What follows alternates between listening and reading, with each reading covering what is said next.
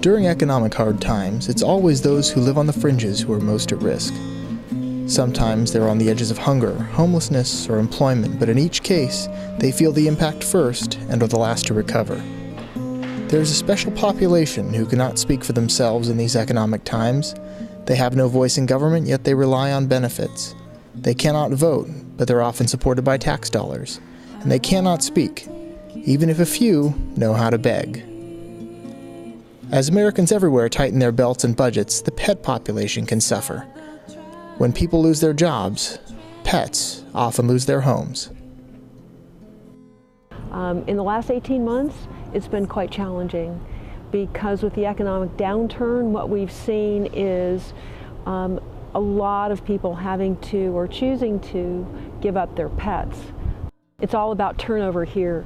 The faster that we can find homes for these animals, the more animals we can take from other facilities, and thus the more lives we can save. One Silicon Valley shelter is bucking the trend of reduced services and diminished care. The Santa Clara County Humane Society shelter serves as a sort of overflow for their municipally funded counterparts throughout the valley.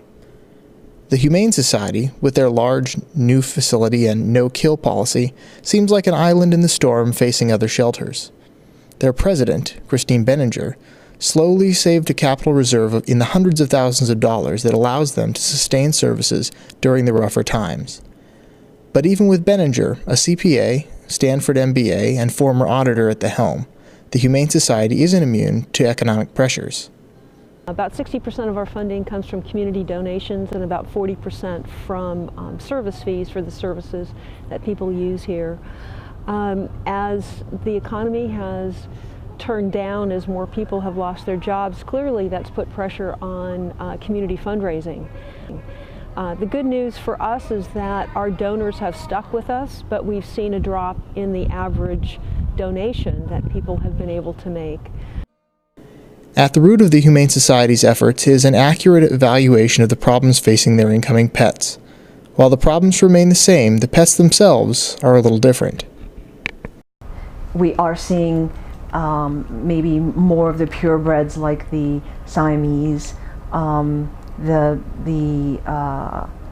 purebred dogs. Like currently we have an Akita in the shelter. We've had in the last few months Bloodhound, English Bulldog, other purebred dogs. The Humane Society has brought in about 314 animals this month, down by about 25% compared to the same time last year. That would be good news at any other shelter, but at the Humane Society, they pull animals from other shelters that are on their way to euthanasia. As the Humane Society works to maintain its standard of care, Benninger has a clear view of their mission. Our job is to put ourselves out of business, so the only way that we're going to put ourselves out of business is that developing, a community that really values these guys. For the Silicon Valley Pulse, I'm Drake Martinet.